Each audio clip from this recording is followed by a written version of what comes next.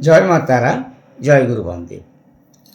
লগ্ন থেকে নবমে অর্থাৎ ধর্মস্থানে কেতু থাকলে কি হয়? নবম স্থান ধর্ম ও ভাগ্য নিয়েও বিচার করা হয়।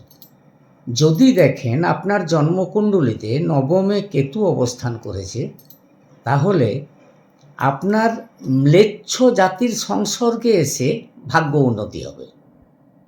হাতের কোনো অসুখ হতে পারে।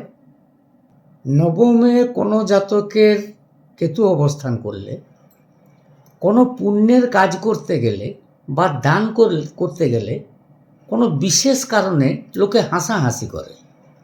নবমে কেতু নিচস্থ হয়ে অবস্থান করলে কোনো বিষাক্ত জীবজন্তু থেকে সাবধান থাকতে হবে, দংশনের ভয়।